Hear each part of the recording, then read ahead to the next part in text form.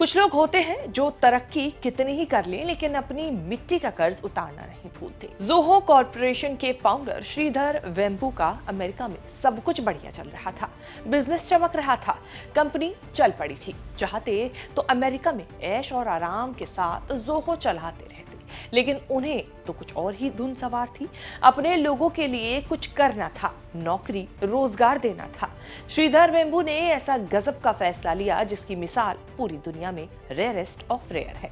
एक दिन अमेरिका छोड़कर भारत लौट आए। भारत में भी आकर दिल्ली, मुंबई या बैंगलोर में नहीं, बल्कि तमिलनाडु के चेन्नई के माथल मापराई गांव में आकर बस गए। गांव में हजारों करोड़ की कंपनी का ऑफिस खोल दिया, 500 लोगों को रोजगार मिल गया। श्रीधर वेम्बू की कहानी गांव से अमेरिका पहुंचने या अमेरिका से गांव लौटने और अरबपति बनने के साथ अरबपति बनकर डाउन टू अर्थ रहने की है।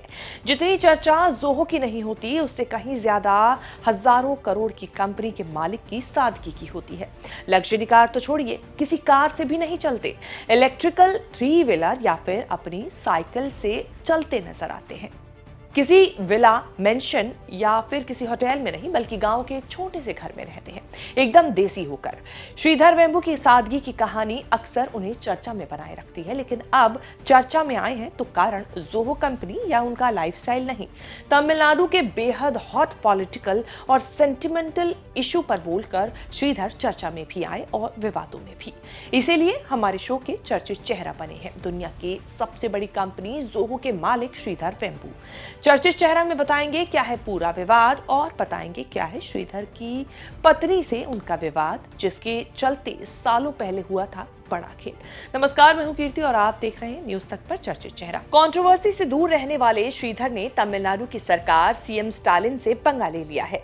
डीएमके ने श्रीधर वेम्बू के खिलाफ मोर्चा खोल दिया है। तमिलनाडु में हिंदी को लेकर बड़ी कंट्रोवर्सी चल रही है। सीएम स्टालिन को हरगिज मंजूर नहीं कि उनके स्कूलों के बच्चे तमिल इंग्लिश के साथ हिंदी पढ़े। केंद्र की मोदी सरकार ने हिंदी के लिए पूरा प्रेशर बनाया हुआ है। इसके विरोध में डीएमके कार्यकर्ता post office, railway station, BSNL office, जहां जहां हिंदी में कुछ लिखा दिख रहा है उस पर कालिक से उसे मिटा दे रहे हैं। इस कालिक में हाथ डालकर जोहो वाले फाउंडर श्रीधर वेम्बू फंस गए। श्रीधर सरकार की पॉलिसी से उलट हिंदी पढ़ने पढ़ाने की वकालत कर दी तो हंगामा मच गया। श्रीधर ने सोशल मीडिया प्लेटफॉर्म एक्स पर लिखा, जोहो भारत में तेजी से बढ़ रहा है। हमारे पास तमिलनाडु में ग्रामीण इंजीनियर हैं जो मुंबई और दिल्ली में ग्राहकों के साथ मिलकर काम कर रहे हैं। इसीलिए हमारा ज्यादातर कारोबार इन शहरों और गुजरात से आता है। हमारे लिए हिंदी सीखना समझदारी है, राजनीति को नजरअंदाज करें। वैसे तो श्रीधर नॉन पॉलिटिकल माने जाते हैं, लेकिन हिंदी का समर्थन करके पॉलिटिक्स में फंस गए। डीएमके प्रवक्ता सरवणा अन्नादुराई ने पलटवार कर दिया कि अगर आपके बिजनेस को हिंदी की जरूरत है तो अपने कर्मचारियों को हिंदी सिखाएं। तमिलनाडु के छात्रों को हिंदी क्यों पढ़नी चाहिए? क्योंकि आपके बिजनेस को इसकी जरूरत है। इसके उलट आप केंद्र सरकार से अनुरोध कर सकते हैं कि वो वहां के स्कूली बच्चों को अंग्रेजी की बेसिक नॉलेज सुनिश्चित करें, जिससे समस्या हल हो जाएगी। श्रीधर ने विदेश में रहकर पढ़ाई की, नौकरी की, लेकिन स्वदेश की पुकार पर देश लौट आए। गांव में रोजगार देने की मुहिम शुरू की। ऐसे दौर में जब करियर, बिजनेस के लिए गांव से शहर या विदेश जाते हैं, श्रीधर ने रिवर्स गियर में सब कुछ किया और इससे उनको कतई नुकसान नहीं हुआ। तमिलनाडु के एक छोटे से गांव में अरबों डॉलर की कंपनी चलाते हैं।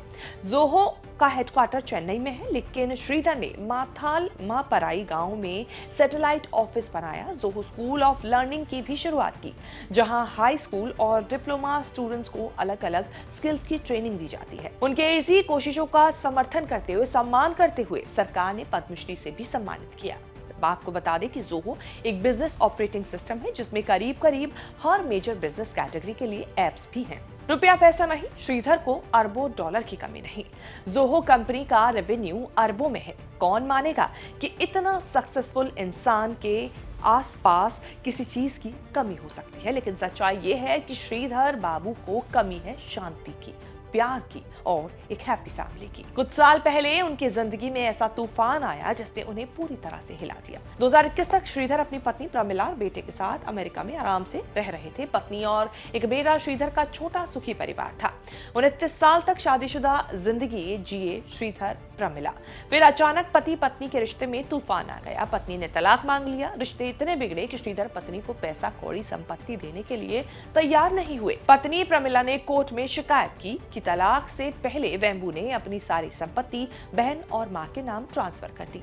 जोहो के इंटेलेक्चुअल प्रॉपर्टीज भी भारत ट्रांसफर कर दिए ताकि पत्नी आधा हिस्सा ना ले सके। हालांकि श्रीधर वेम्बू ने इन आरोपों को नकारा कि पत्नी और बेटे को उनके हाल पर छोड़कर सारे शेयर किसी और को ट्रांसफर नहीं किए। बेटे की अलग ही कहानी है। कोर्ट में श्रीधर कह चुके हैं कि ऑटिज्म ने हमारी जिंदगी तबाह कर दी और मुझे आत्महत्या तक करने के लिए मजबूर कर दिया। श्रीधर का जन्म तमिलनाडु के तंजावुर में एक मिडिल क्लास ब्राह्मण फैमिली में हुआ था और अपनी मेहनत की बदौलत ही उन्होंने IIT JEE के एग्जाम में 27वीं रैंक हासिल की और IIT मद्रास और फिर अमेरिका की प्रिंसटन यूनिवर्सिटी से पढ़ाई की।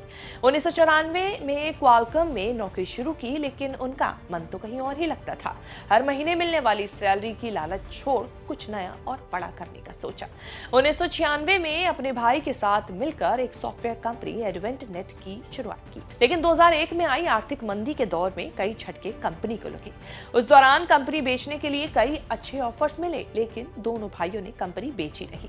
भाइयों की इस जोड़ी ने जोहो डोमेन नाम भी खरीद लिया। साल 2009 में एडवेंट नेट का मर्जर जोहो में कर दिया गया। फिर वो समय भी आया जिसका इंतजार कई सालों से श्रीधर और उनके भाई कर रहे थे। फोर्ब्स के अनुसार 2021 तक वो 3.75 अरब डॉलर की कुल संपत्ति के साथ भारत के 55वें सबसे अमीर व्यक्ति बन गए थे। कोविड-19 के दौरान कंपनी को जबरदस्त फायदा हुआ और उसका प्रॉफिट 1918 करोड़ रुपए तक पहुंचा और आज वो एक सफल बिजनेसमैन बन गए हैं। लेकिन इस सफल बिजनेसमैन के जीवन में भी कई कमियां हैं, जैसे कि हमने बताया, परिवार और हैप्पी फैमिली का दुख जो है। लेकिन फिलहाल हिंदी विवाद में फंसकर वो चर्चा में आ गए हैं, इसीलिए हमने चर्चा चेहरा में आपको ये कहानी बताई। उम्मीद है आपको ये रिपोर्ट हमारी पसंद आई होगी। इसे लेकर आपकी जो भी राय है आप कमेंट सेक्शन में जाके अपनी बात जरूर बताएं।